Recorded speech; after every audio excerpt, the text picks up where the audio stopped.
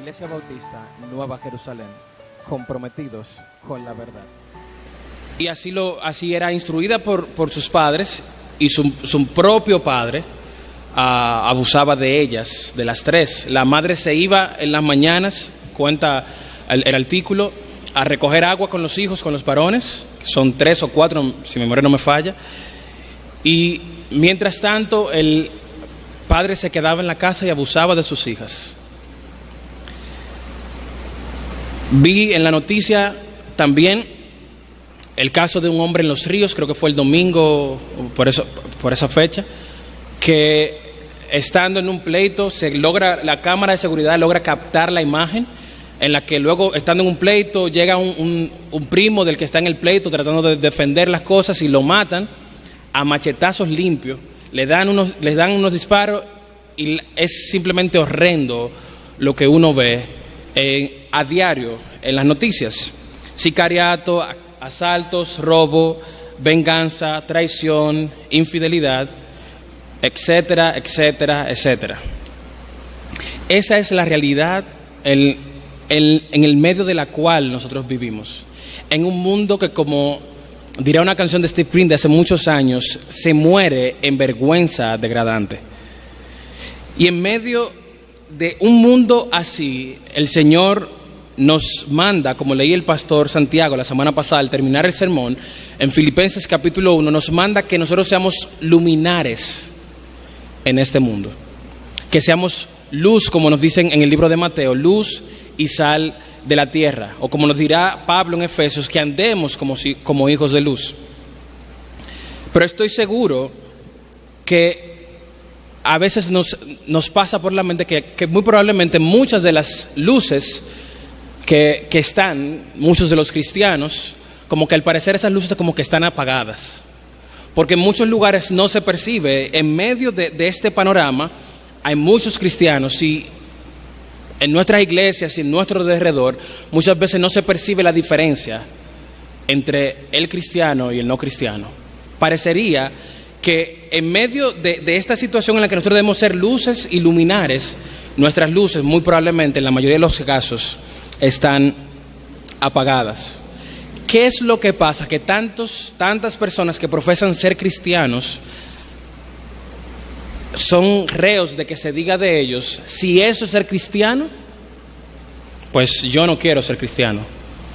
¿Cuántas veces lamentablemente yo he tenido que escuchar esa frase ser dicha aún de personas que considero amigos, y que se diga: si eso es ser cristiano, yo preferiría no ser cristiano? Nuestras luces, o en la cristiandad parecería que la luz está apagada. ¿Cuál es la razón por la que estas luces están apagadas? Hay dos respuestas a esto. Uno, muchas de esas personas que proclaman ser luz, que proclaman ser cristianos, no tienen realmente los recursos y medios que el Señor ha provisto para que sean luminares. Es decir, ellos creen que son cristianos, pero en la realidad, al final de cuentas, no tienen los recursos y los medios que el Señor ha provisto para que sean luminares, y por tanto, en buen resumen, no son cristianos. Creen que son, pero no son. Nuestras iglesias están llenas de personas que creen, pero que no son. Y que lamentablemente en aquel día dirán: Señor, Señor, pero el Señor les dirá: apartados de mí, ¿qué? Hacedores de maldad, malditos al fuego eterno. Pero hay otros que muy probablemente quizás sean cristianos, pero no están dependiendo y haciendo uso de los medios que el Señor ha provisto. Así que en esta mañana nuestro enfoque es ver y desarrollar por la palabra del Señor cuál es ese medio, cuál es la herramienta, los instrumentos y aún el maestro o la maestra que el Señor nos ha dado para que podamos ser luminares en esta tierra, para que podamos tener una conducta que refleje a Cristo. Y nuestro pasaje nos da luz en torno a esto. Así que ya leímos el capítulo completo, pero yo quiero leer otra vez el versículo 11 al versículo 15. Tito 2, allí estaremos, verso 11 al verso 15.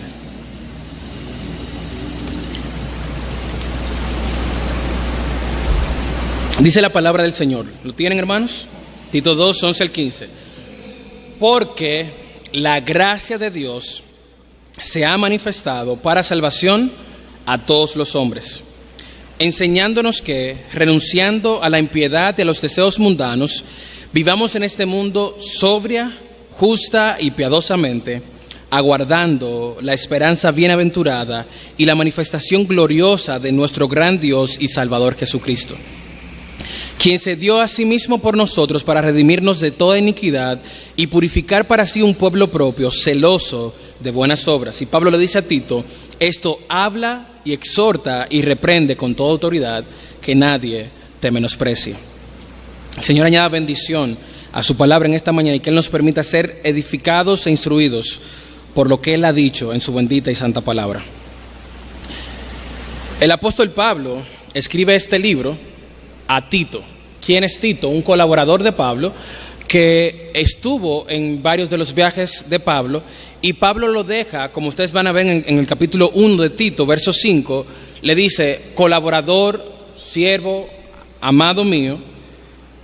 Le dice, y lo declara en el texto, pero aquí nos dice: por esta causa, le dice a Tito, te dejé en Creta para que corrigieses lo deficiente. Y comienza a dar instrucciones que pongas a ancianos que sean irreprensibles, y pone las cualidades. Y el apóstol Pablo en este libro de Tito está haciendo un llamado a Tito a enseñar la sana doctrina, pero enseñar la conducta que se corresponde con la sana doctrina. Por eso ustedes van a ver que van a encontrar una de las frases que más se encuentran en este libro es buenas obras, buenas obras, buenas obras. Y nos habla, el capítulo 1 nos da los requisitos, cuáles son las características morales que debe tener un pastor, un diácono. El capítulo 2 nos comienza también hablando de los ancianos, de cuál es la conducta que deben tener las ancianas, que deben enseñar, que deben ser maestras del bien, enseñar a las mujeres más jóvenes a hacer lo mismo, a los jóvenes a ser prudentes, siendo Tito ejemplo. En fin, que nuestro pasaje, que se considera quizás el centro de este libro completo, llega teniendo eso como antecedente, que Pablo está dando a Tito instrucciones de cómo se debe, cuál es el carácter, cuál es la conducta ética que deben tener los siervos de Dios, pero también el pueblo de Dios, en conformidad con la enseñanza que no debe faltar de la sana doctrina. Y es en ese contexto donde llega el verso 11 al 14, que es donde estaremos enseñando en esta mañana. Y dice el verso 10, cuando exhorta a los siervos, dice el 10, no defraudando, sino mostrándose fieles en todo, para que en todo adornen la doctrina de Dios nuestro Salvador. ¿Y qué es lo que Pablo está diciendo? Previo al pasaje que vamos a tratar, él está diciendo que todo lo que es de la conducta que se espera del cristiano, que se espera de los pastores, de los diáconos, de los ancianos, de cada uno de las diferentes personas que componen el pueblo de Dios, debe ser correcta, debe ser una conducta que esté de acuerdo con la sana doctrina, porque eso adorna, eso resalta, eso llama la atención en torno a la doctrina que estoy enseñando, porque eso es lo que debe corresponder. Y Pablo es muy enfático en eso, quizás en todas las cartas que él enseña, de que andemos como es digno del evangelio, como es digno, como corresponde. Y aquí entonces, teniendo ese mandato de andar como corresponde, llega este texto y dice: porque la gracia de Dios se ha manifestado para salvación a todos los hombres. Ese porque debemos tenerlo en cuenta porque tiene un antecedente. Él está diciendo lo que anteriormente yo les he dicho que deben hacer, lo deben hacer y lo pueden hacer porque la gracia de Dios se ha manifestado para salvación a todos los hombres. Entonces aquí él está enseñando cuál es el recurso que Dios nos ha dado para poder vivir la vida cristiana como corresponde, para poder ser los luminares en medio de este mundo que está envuelto en tinieblas, Pablo nos dice que la respuesta a eso, a esa pregunta de qué Dios nos ha dado, qué nos ha provisto, la respuesta es simple y llanamente la gracia de Dios. Y es por eso, que el título de nuestro mensaje es Educados o Enseñados por la Gracia. Y vemos entonces nuestro pasaje, nos dice, porque la gracia de Dios se ha manifestado para salvación a todos los hombres. ¿Qué es la gracia de Dios? La gracia de Dios es en esencia la bondad de Dios manifestada para con aquellos que merecen el castigo. En el comentario William Hendrickson se da esta definición: la gracia de Dios es su favor activo que otorga el más grande de los dones a quienes merecen el mayor de los castigos.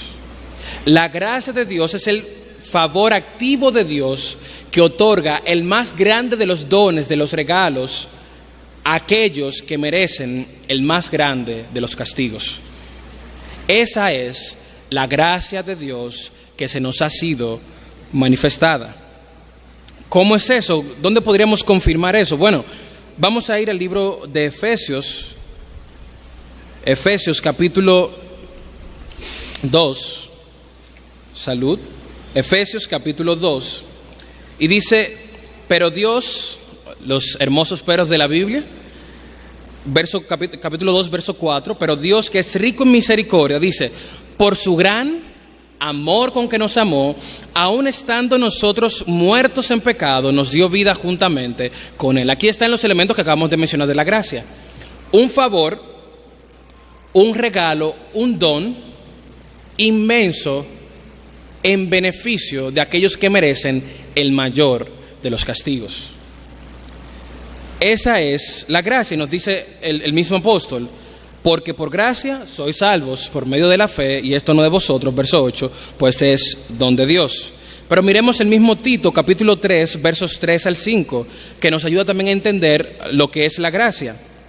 El título de este pasaje es Justificado por gracia, y el verso 3 al 5 dice, porque nosotros también, Tito 3, 3 al 5, éramos en otro tiempo insensatos, rebeldes, extraviados, esclavos de concupiscencias y deleites diversos, viviendo en malicia y envidia, aborrecibles y aborreciéndonos unos a otros. Pero cuando se manifestó el ¿qué? La bondad de Dios, nuestro Salvador, y su amor para con los hombres, ¿qué ocurrió? Nos salvó, no por obras de justicia que hubiéramos hecho, sino por su misericordia, por el lavamiento de la regeneración y por la renovación en el Espíritu Santo. De tal manera que vemos aquí ese amor, esa bondad de Dios manifestada a aquellos que no la merecen. Eso es gracia. Pero ¿qué es lo que nos dice el pasaje? Que la gracia de Dios, ¿qué hizo?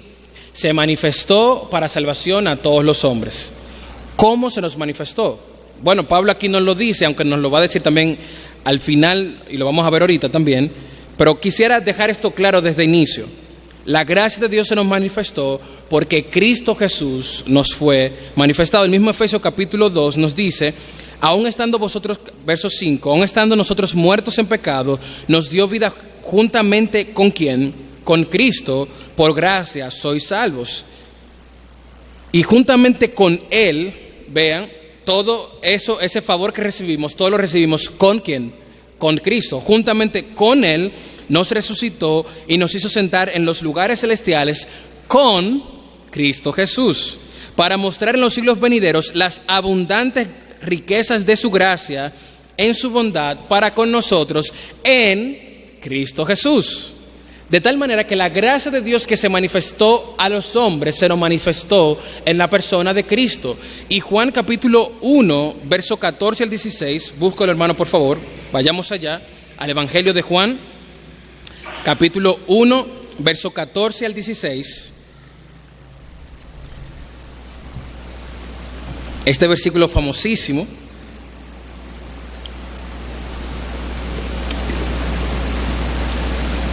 Nos dice, y aquel verbo fue hecho carne y habitó entre nosotros. ¿Quién es ese verbo?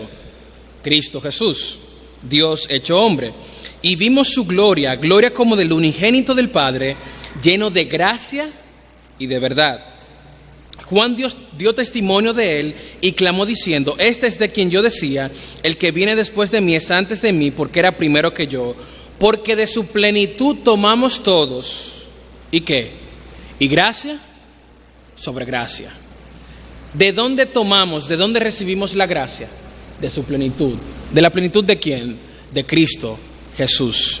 De tal manera, hermanos, que la gracia, la herramienta, la maestra que Pablo nos dice que tenemos, que es la gracia, es lo que nos va a ayudar a vivir como corresponde y nos fue dada, nos fue manifestada por medio de Cristo. Pero es importante destacar que ahí dice para salvación a todos los hombres. La pregunta es, ¿Cristo se manifestó y por eso todos los hombres automáticamente son salvos? Porque dice todos los hombres. Bueno, hermanos, ese todos los hombres se refiere a toda la humanidad, refiriéndose a tanto a todos los extractos sociales como a todos los diferentes miembros, sea jóvenes, sea niños, sea adultos, sea quien sea, dentro del panorama. Es decir, habla es de la humanidad en general.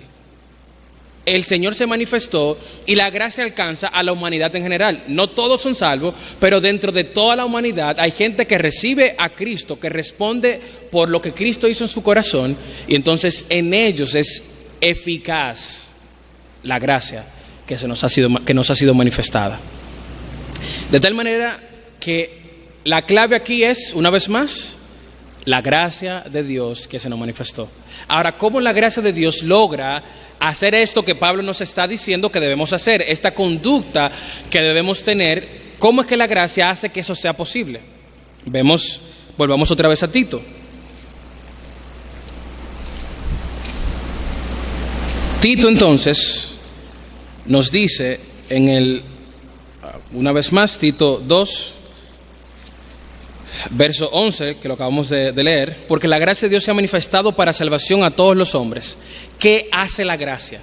¿Cómo tiene el efecto que Pablo nos dice que espera como resultado? Mírenlo aquí. Enseñándonos que la gracia nos enseña que, renunciando a la impiedad y a los deseos mundanos, vivamos en este mundo, en este siglo, sobria, justa y piadosamente.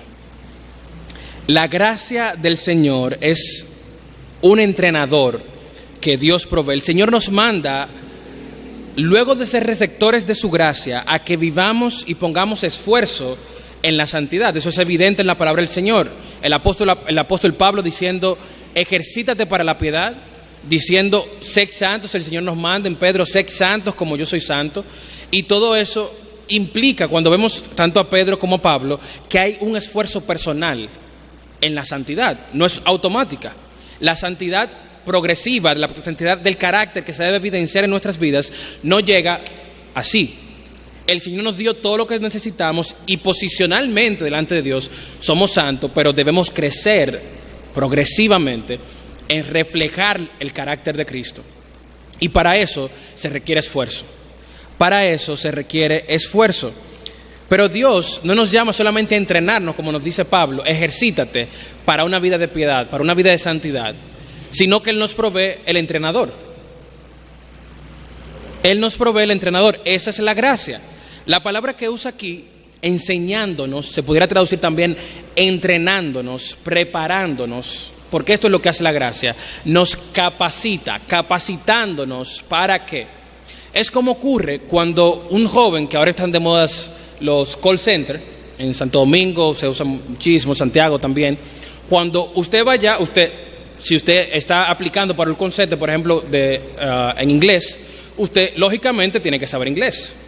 Ok, usted va, sabe inglés, le dicen, ok, ven, pero antes de usted iniciar a trabajar, usted le dan 2 semanas, ¿de qué?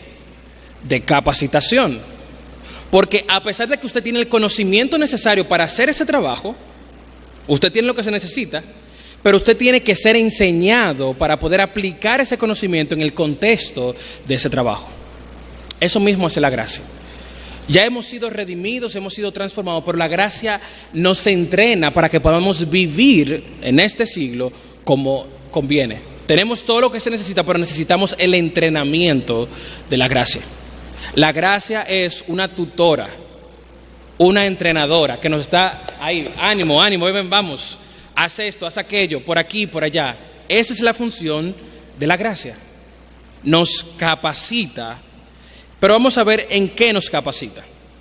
Y aquí están los dos puntos, subpuntos en torno a esto. La gracia no solamente nos salva, sino que la gracia nos entrena en segundo lugar, pero nos entrena ¿para qué? ¿Qué es lo que nos enseña la gracia? Bueno, en primer lugar, de modo negativo, Pablo nos dice, nos enseña que nos neguemos a los deseos mundanos y a toda impiedad. Nos enseña a rechazar el pecado. Esa es, por el lado, en una expresión negativa, el negarnos al pecado. La gracia nos entrena para eso. La gracia nos capacita.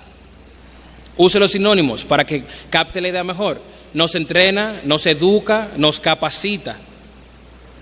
Eso hace la gracia. ¿Con qué fin?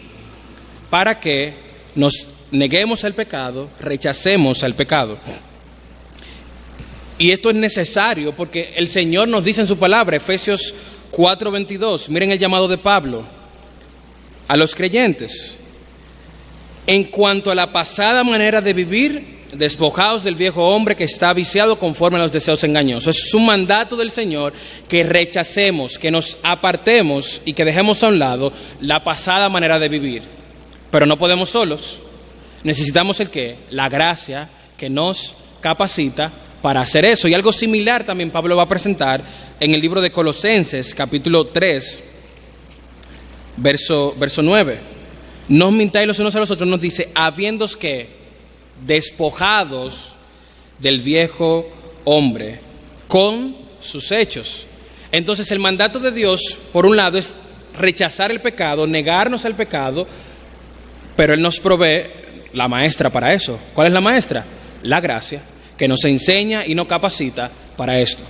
Por el lado positivo, entonces, la gracia de Dios nos capacita para negarnos al pecado, ya dijimos, entonces, para vivir en una vida de santidad. Como dice el apóstol Pablo en el mismo Tito, capítulo 2, verso 12, enseñándonos que renunciando a la impiedad y a los deseos mundanos, ¿qué debemos hacer entonces positivamente? Vivamos sobria, justa y piadosamente. ¿A qué nos enseña la gracia? A vivir sobria, dominio propio, justa y piadosamente. En resumen, una vida de santidad. Por aquí, algunos autores, incluyendo William Hendrickson y también Dwight Moody, nos refieren a este texto de estas tres palabras, sobria, justa y piadosamente, como diferentes aspectos de nuestras relaciones. La sobriedad, que se podría traducir también como dominio propio, en el sentido en que está puesta esta palabra acá, se refiere al dominio de nuestras emociones, al control del viejo hombre y del pecado en nosotros, a nivel personal. La parte de la justicia justa es en cuanto al buen hacer en nuestras relaciones con los demás. Y piadosamente, de ahí viene la palabra, una persona piadosa o, por el contrario, un impío. Una persona piadosa es una persona devota a Dios, una persona consagrada a Dios, una persona entregada a Dios. De ahí que impío, que muchas veces la gente se siente insultado con eso, deben, sí, pero es simplemente que no tiene piedad, que no tiene devoción a Dios, que no tiene consagración a Dios. Entonces la gracia nos enseña cómo rechazar el pecado, o nos enseña a rechazar el pecado y, por el lado contrario, a vivir sobria, justa y piadosamente. Es decir, a vivir como a Dios le agrada en lo personal, en mi interior, en mi relación con los demás y, más importante aún, en mi relación con Dios. Eso hace la gracia. Ahora, si ustedes son como yo me pregunto, ¿cómo lo hace? Porque me está diciendo ahí, me está dando un hecho. La gracia hace esto, esto y aquello. ¿Cómo lo hace? Para esto, quisiera mencionar a un pastor muy conocido, que es el John Wesley. Fue un gran hombre de Dios, con una madre que fue una gran mujer de Dios también. Y John Wesley, quien es el fundador o de quien vienen los metodistas, llama a varias cosas que queremos ver ahora los medios de gracia. ¿Qué son los medios de gracia? Bueno, los medios de gracia son las maneras en las que Dios trabaja invisiblemente para fortalecernos y hacernos crecer y confirmar, nuestra fe. Esos son los medios de gracia. Las maneras en las que Dios trabaja invisiblemente, aunque no lo percibimos directamente, para fortalecernos, hacernos crecer y confirmar nuestra fe. Si entendemos la definición de gracia, dimos ya que la definición de gracia era el favor activo de Dios que se manifiesta a nosotros, que merecemos el más grande de los castigos, y Él nos da el más grande de los dones.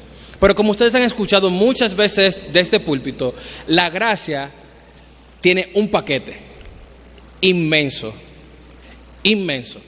Porque por gracia somos salvos. Ok, ser salvos implica que somos redimidos. Ser salvos implica que somos justificados. Ser salvos implica que somos santificados. Pero para todo ello, por la gracia que recibimos al mismo Espíritu de Dios en nosotros, el cual permite que la palabra de Dios entonces cumpla en nosotros la función de la que el pastor hablaba hace 2 semanas. Toda la Escritura es que inspirada por Dios y útil para enseñar, para redarguir, para corregir, para instruir en justicia, a fin de que el hombre de Dios sea perfecto, enteramente preparado para toda buena obra. Entonces, todo eso es por gracia. Ese es el punto de por qué la gracia nos capacita, nos enseña y nos ayuda a rechazar el pecado y a vivir entonces en santidad. Es porque todo lo que recibimos en la vida cristiana, el poder de Dios, la palabra de Dios, nos es dado ¿por qué? Por gracia. No lo recibimos por un esfuerzo propio, sino que fue por gracia. Ahora, los medios de gracia son esos instrumentos que el Señor no simplemente, ya la gracia nos salvó, pero aquí estamos diciendo que la gracia nos enseña y nos capacita para que vivamos como debemos vivir, es decir, que vayamos en crecimiento a la imagen de Cristo, sobria, justa y piadosamente. Entonces ya la gracia hizo un efecto en nosotros al momento de salvarnos, pero aquí entonces, este efecto de santidad, ¿cómo lo logra? Bueno, Wesley llama a esto, como les dije, los medios de gracia, y los divide de esta manera en 2 grandes categorías: las obras de piedad y las obras de misericordia, con cada una de esas categorías con elementos individuales. Pero quiero enfocarme en el elemento individual de las obras de piedad, que son leer y meditar las Escrituras, leer, meditar y estudiar las Escrituras, orar, ayunar, la asistencia regular a la adoración, un estilo de vida sano y testificar a Cristo. Todas esas son cosas que, por ejemplo, se nos ha dicho que los 4 pilares de la vida cristiana son ¿qué? Leer, orar, la comunión con los hermanos y testificar a Cristo. Esos son, a nivel individual, los medios de gracia que el Señor utiliza para cumplir lo que la gracia tiene como propósito: enseñarnos a negarnos al pecado y a vivir en santidad. Usa estos medios. ¿Cuáles son? La palabra del Señor. ¿Cómo la palabra del Señor nos transforma? Esa es la función que la palabra del Señor tiene: instruirnos, redarguirnos, corregirnos en justicia, a fin de que seamos perfectos, preparados para toda buena obra. Y lo hace porque tenemos el Espíritu Santo de Dios en nuestros corazones y Él aplica su palabra a nuestras vidas. El impío no puede ser transformado por la palabra de Dios, porque la gracia en él ni siquiera ha tenido el efecto salvador. Entonces no puede tener este efecto de enseñanza porque el Salvador no ha ocurrido. Pero ya que nosotros, si tenemos a Cristo en nuestro corazón, tenemos ya el efecto salvador de la gracia, ahora debe evidenciarse en nosotros el efecto que tiene la gracia como maestra, usando los medios. Y ahí eso es lo que nos deja ver que hay una responsabilidad que nosotros tenemos. Los medios de gracia, si bien la gracia es algo gratuito, dado por Dios, pero los medios de gracia nos ponen en el lugar correcto para crecer, para avanzar en la voluntad del Señor. Eso es lo que hacen los medios de gracia y eso es lo que hace la gracia. Pero hay una responsabilidad de nosotros. El Señor no te va a coger y te va a llevar y te pone de rodillas. ora. No te va a coger, lee. Él te manda. Y aún usa su Espíritu Santo que mueve tu corazón, como dice la palabra del Señor, pone en nosotros el querer como el hacer conforme a su voluntad. Pero tú tienes que hacer. Y nosotros entonces utilizamos estos medios de la gracia para que la gracia pueda cumplir ese efecto, esa función que tiene de ser nuestra maestra y logre el objetivo, que es enseñarnos a qué. Otra vez, negarnos a los deseos mundanos y a toda impiedad, y a vivir entonces sobria, justa y piadosamente.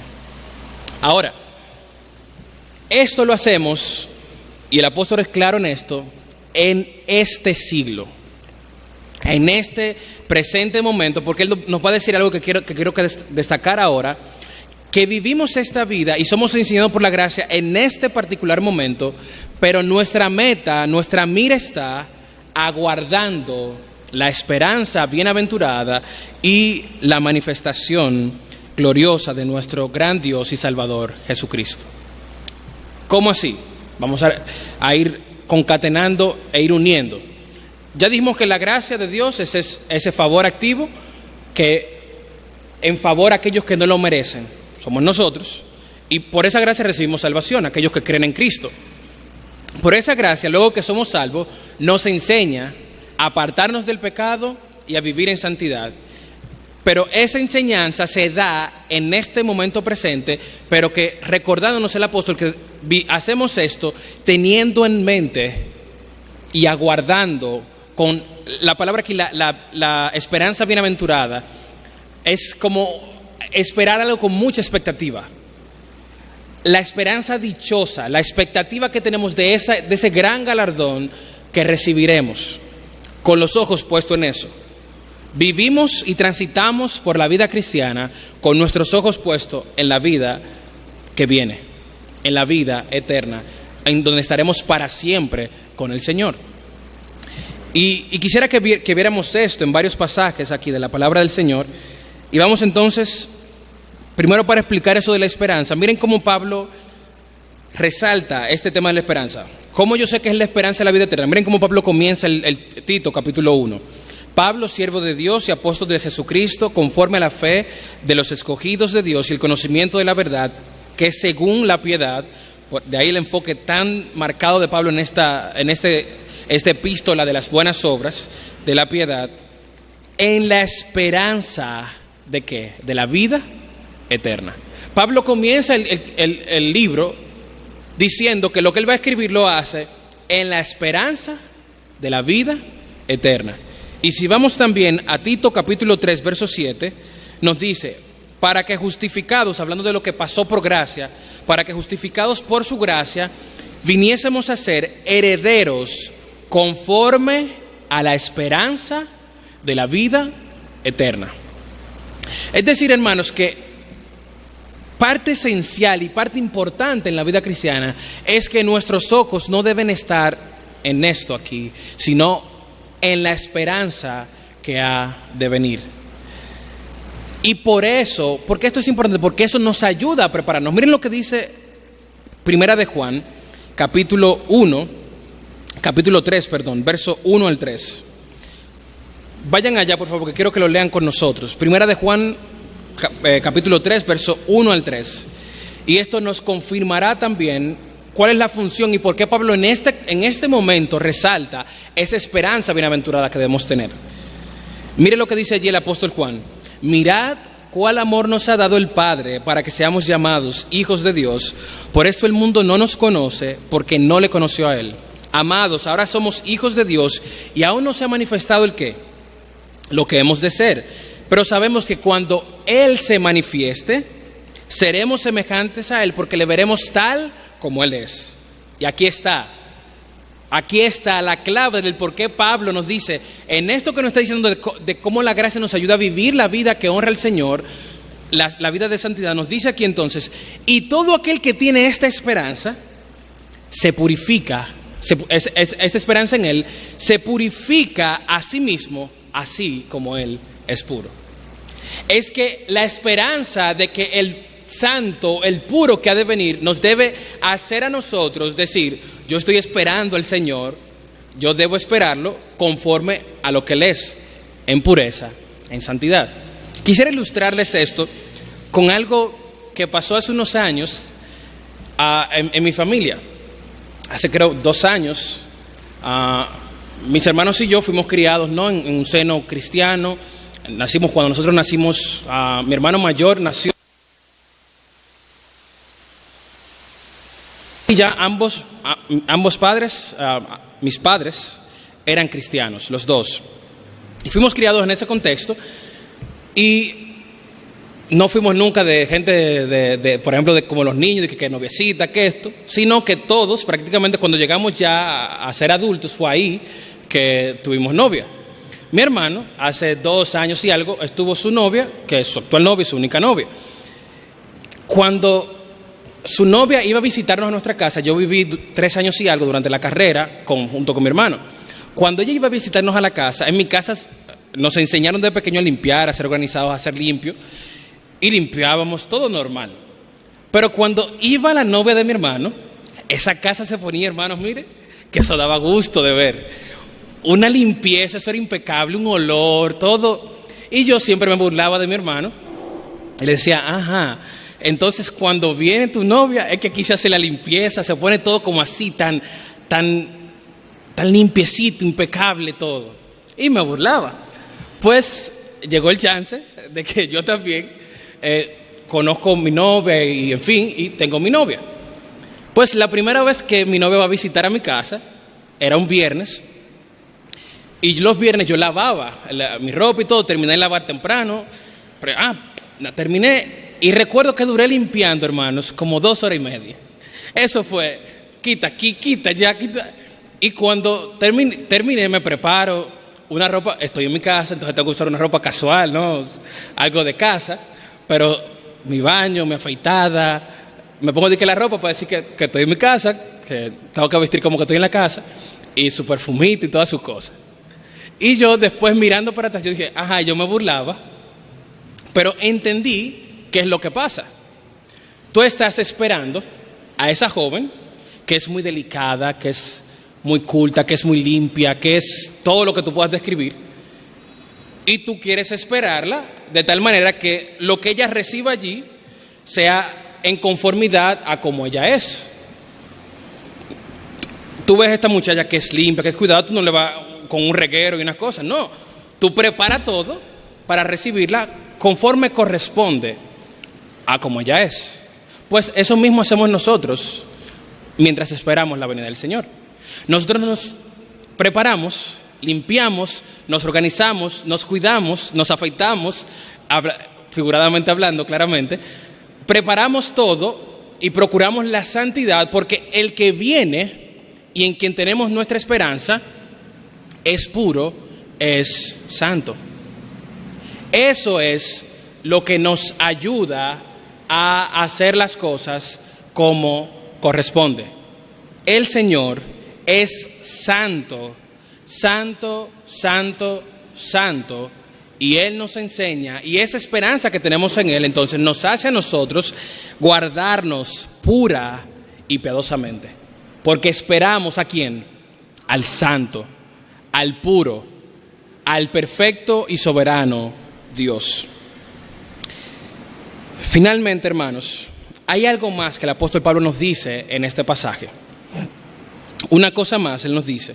Vaya conmigo, por favor, ponga sus ojos en el pasaje, ponga sus ojos en la palabra del Señor. En Tito, capítulo 2, Tito 2, versos 11 al 13. Tito 2, ¿dónde estamos? Entonces vamos a leer el capítulo 13 y el capítulo 14. Capítulo 13 y capítulo 14. Dice la palabra del Señor, aguardando lo que les mencionaba, la esperanza, ¿qué? ¿Qué aguardamos? La esperanza bienaventurada. Y la manifestación, aquí está el Rey que viene. Aquí está el Santo que viene. Y la manifestación gloriosa de nuestro gran Dios y Salvador Jesucristo. Y aquí está, porque yo les decía ahorita que aquí mismo nos dice cómo se nos manifestó la gracia. Nos dice, quien se dio a sí mismo por nosotros para redimirnos de toda iniquidad y purificar para sí un pueblo propio. Y una vez más, vean aquí la importancia que les resaltaba que Pablo daba en esta epístola a las buenas obras. Celoso de buenas obras. Y aquí entonces, a manera de resumen, quiero que veamos que Pablo lo que está haciendo aquí es dándonos finalmente la base del por qué lo que él dice que la gracia hace. Lo que él dice que la gracia hace es lo que vemos aquí. El Señor nos revela en su palabra esta verdad. Él se dio a sí mismo por nosotros. Y el apóstol Pablo nos está presentando esto como la cúspide de la ilustración que le está haciendo. De lo que, no solamente la ilustración, sino de lo que él nos está enseñando. Esta gracia nos puede enseñar, nos puede instruir luego de la salvación por lo que Cristo ya hizo. ¿Qué fue lo que Cristo hizo? Se dio a sí mismo por nosotros para purificarnos o para redimirnos, redimirnos, ese término es comprarnos de un dueño y hacernos libres. Cuando nos redimen de algo, en el antiguo Israel, era que pagaban el precio para comprarte. Entonces, si te redimían, te pagaban el precio y tú quedabas libre si eras un esclavo. Esa es la redención, pues Cristo murió y nos redimió. ¿De qué nos redimió? Del pecado, de toda iniquidad. Esa es la razón por la que entonces Pablo nos dice que la gracia nos enseña a negarnos al pecado.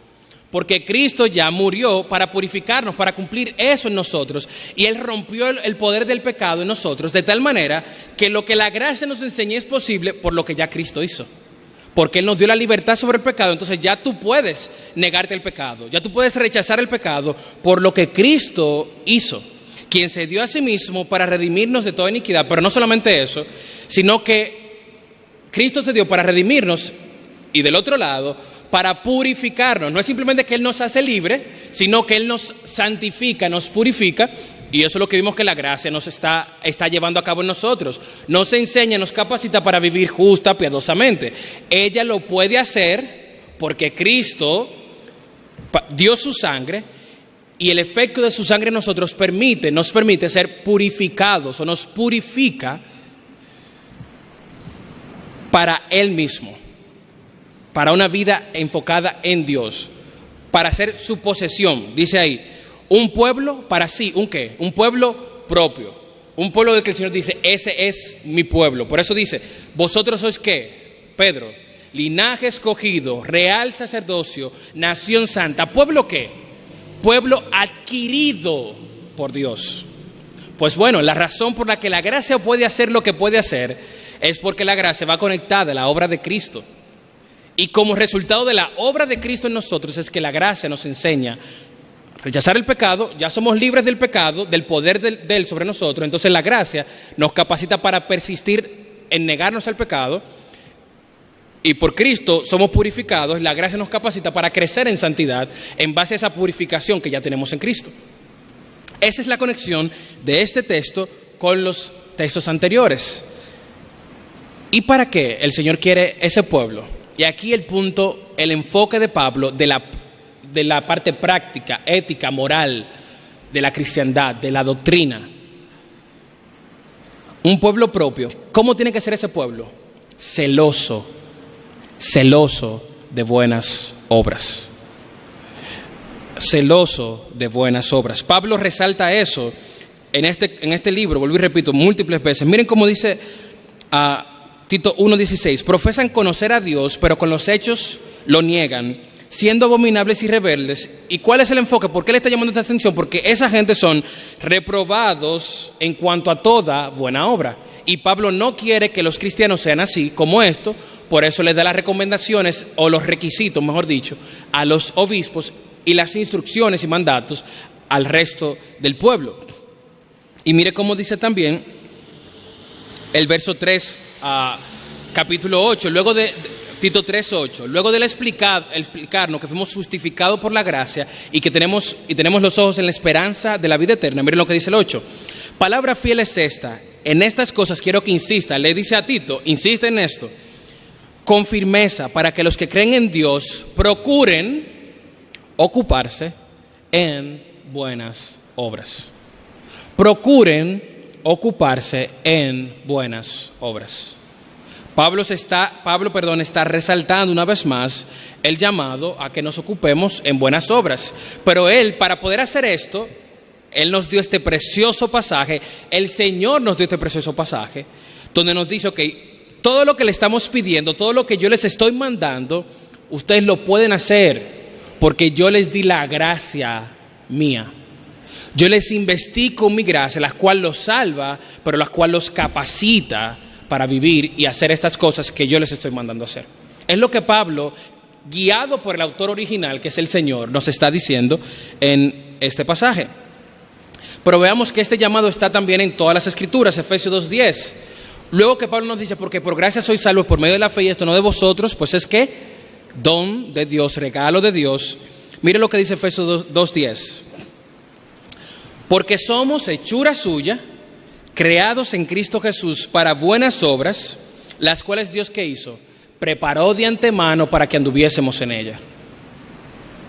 La regeneración incluye una conducta, un andar que Dios espera. Y es más, Dios nos preparó y preparó eso de antemano. Hechuras suyas para que andemos en buenas obras. Mateo 5:14 dice el Señor, directamente Cristo dice en su sermón del monte, hablando de la conducta, nos dice: así alumbre vuestra luz delante de quienes, de los hombres, para que vean vuestras buenas obras. ¿Y qué debe hacer el impío? ¿Qué debe hacer el hombre? No solamente el impío, el hombre, al ver las buenas obras del cristiano, la buena manera de conducirse del cristiano que adorna la sana doctrina. ¿Qué va a hacer? Glorificar a Dios. Ven nuestras buenas obras, ven lo que hacemos que se conforma con la sana doctrina que hemos recibido. ¿Y qué hace entonces? Glorifica a Dios. Eso manda el Señor, no nosotros. Eso dice la palabra del Señor, no nosotros. Esto nos manda el Señor. Así que, hermanos, ¿qué es lo que hemos querido presentar en esta mañana por medio de la palabra del Señor? En este texto vemos evidentemente la provisión que Dios nos ha dado para una vida de piedad que Él nos demanda, que Él nos pide y que Él espera de nosotros.